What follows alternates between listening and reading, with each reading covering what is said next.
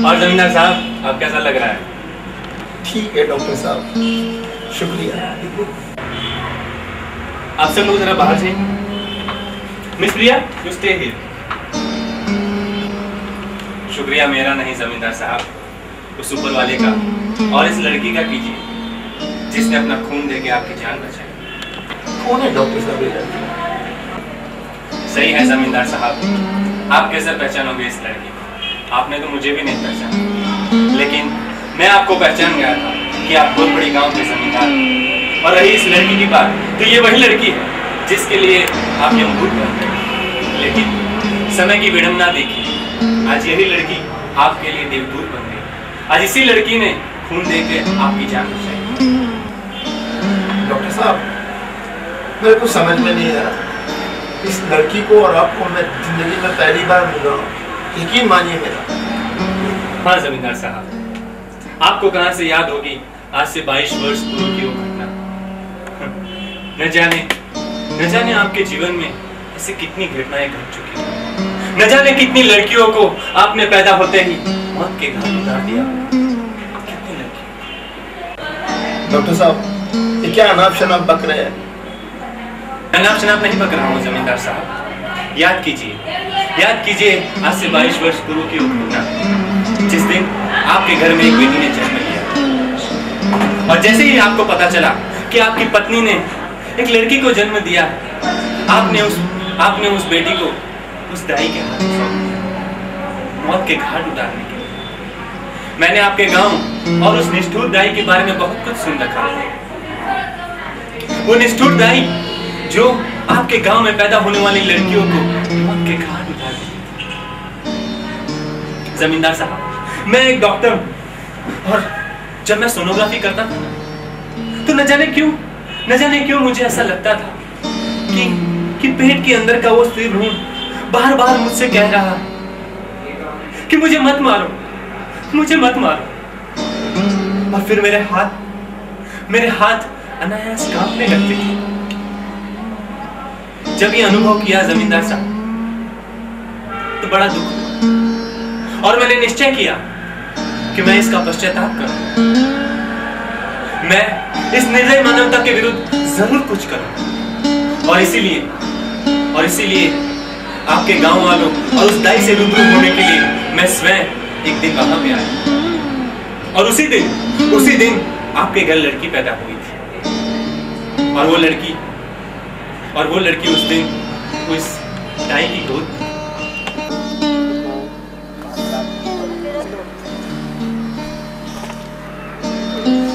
कौन हो तुम? यकायक इतने रात में मेरे घर में कैसे घुसा है? मत रो बच्ची, मत रो। मैं डॉक्टर चंदन हूँ। मैंने आपके और इस गांव के बारे में बहुत सुन रखा था, इसलिए मैं स्वयं आपसे मिलने के लिए यहाँ आ गया। ये बच्ची क्यों रो रही है? लाओ मैं इसे देखता हूँ। इसे क्या हुआ है? नहीं डॉक्टर, इसे कुछ नहीं हुआ है। रोने दो उसे, क्योंकि इसके बाद इस पर रोने वाला कोई नहीं है डॉक्टर, कोई नहीं है। तुम्हारा मतलब क्या है? तुम ऐसे क्यों कह रहे हो? इस बच्चे की मौत क्यों होगी? क्या ये बहुत बीमार है? मैं आपको सब कुछ सच सच बता देती हूँ डॉक्टर, ताकि मेरे मन का बोझ कुछ हल्का हो जाए। मैं एक नकुशी हूँ। पता है आपको नकुशी किससे बोलते हैं? जो माँ बाप बच्ची को जन्म के बाद त्याग देते हैं उसको नकुशी बोलते हैं डॉक्टर। ऐसे ही मेरे माँ बाप ने मुझे छोड़ दिया था, मौत के घाट उतारने के लिए एक दाई को सौंप दिया था डॉक्टर, एक दाई को। और पता नहीं उसको मुझ पर क्या दया आ गई और उसने ही मेरी परवरिश की डॉक्टर साहब, उसने ही मेरी परवरिश की।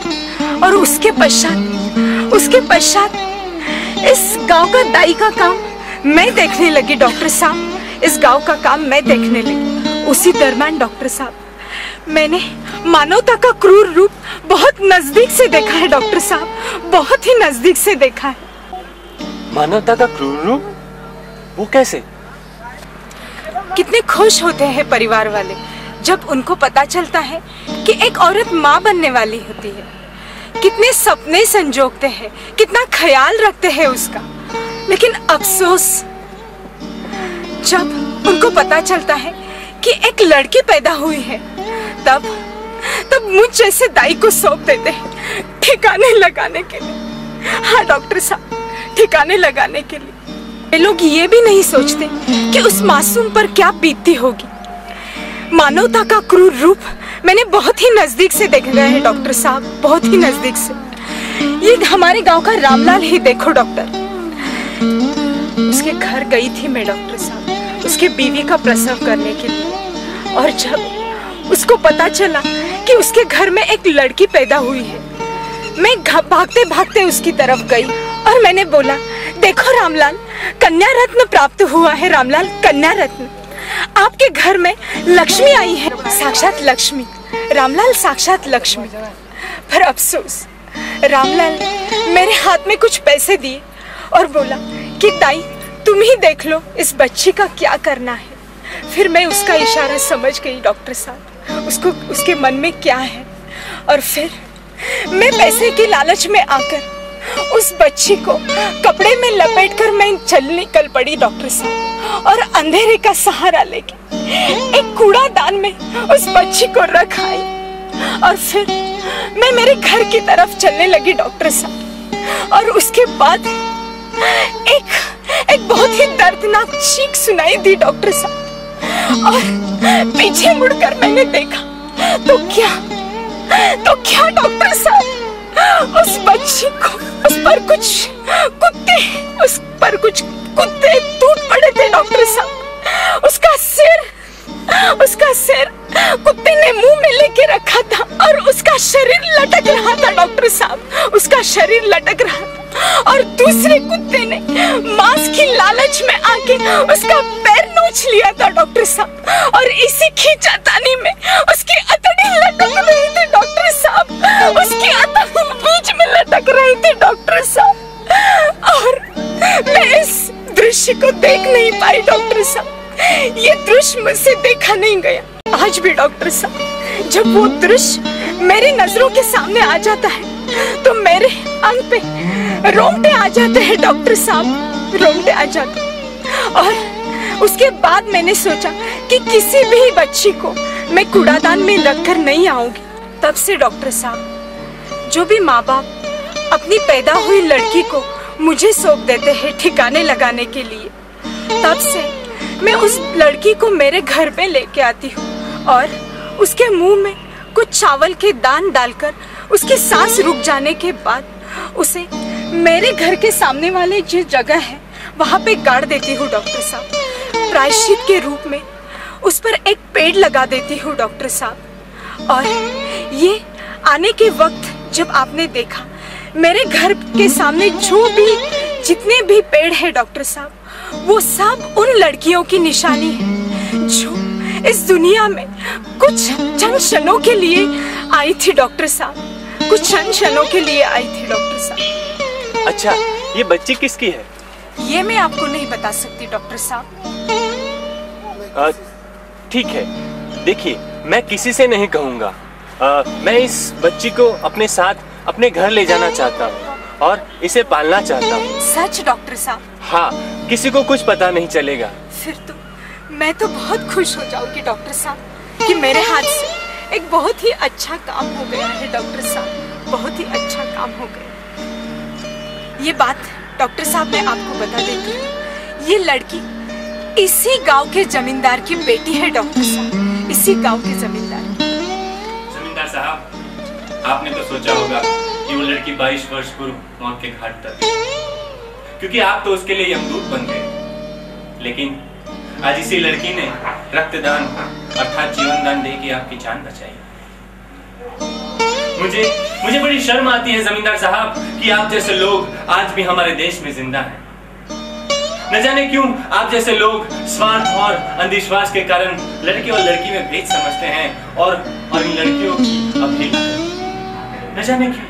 अरे हमारे देश की तो ये परंपरा रही है कि यहाँ पे पत्थर भी भगवान की तरफ पूजे जाते हैं। फिर क्यों ये निष्ठुर? ये लोग क्यों ये भूल जाते हैं कि उन्हें जन्म देने वाली भी एक स्त्री है? क्यों भूल जाते हैं? अरे अगर जीजा माता ना होती तो शिवाजी कहां से आते? 1857 के अंदर अंग्रेजों के सामने आवाज उठाने वाली पहली स्त्री वीरांगना लक्ष्मीबाई, वो भी स्त्री थी। अरे भूखे, लाचार और गरीबों की मदद करने वाली मदर टेरेसा, वो भी एक स्त्री थी। हमारे समाज में भी, हमारे धर्म में भी राम और सीता नहीं कहा जाता, सीता और राम कहा जाता है। फिर भी न जाने क्यों आप जैसे लोग क्यों लड़कियों की अवहेलना? क्यों? हमारे शहर में तो ठीक है जमींदार साहब कि हमारे जैसे डॉक्टर के पास आते हैं, लेकिन आपके गांव में आप जैसे निष्ठुर लोग लड़की के पैदा होते ही उसे दाई के हाथों में सौंप देते, ठिकाने लगा। अरे वो लोग उस मासूम नन्ही जान को कचरे के अंदर फेंक देते हैं। अरे वो क्यों नहीं समझते कि उस मासूम नन्ही जान को कीड़ा जब डंक मारती होंगी तो उसे कितना दर्द होता होगा, वो कितना चीखती होगी। वो क्यों नहीं समझते हैं कि वो नन्ही जान उसके ऊपर क्या बीतती होगी। इंसान नहीं, वो ऐसे काम करते हैं जैसे कि वो राक्षस। ये मानवता नहीं।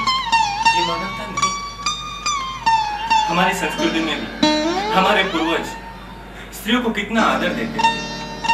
राम और सीता नहीं कहा जाता, सीता राम कहा जाता, कृष्ण और राधा नहीं कहा जाता, राधे कृष्ण कहा जाता। कितना आदर स्त्रियों के लिए। और आज कैसे हम? माफ करो डॉक्टर साहब, माफ करो बेटी, माफ कर दो हो सके तो।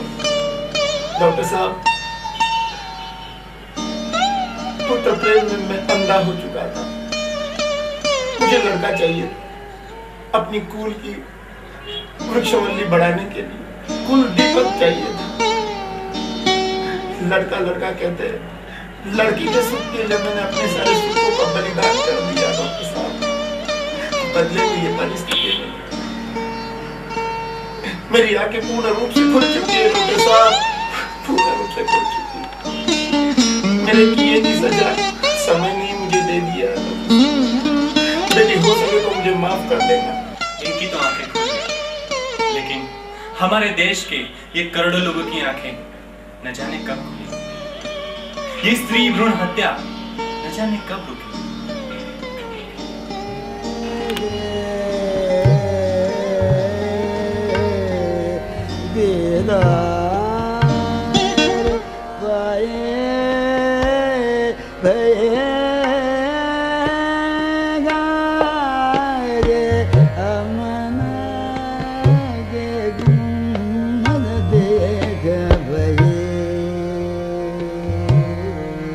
ने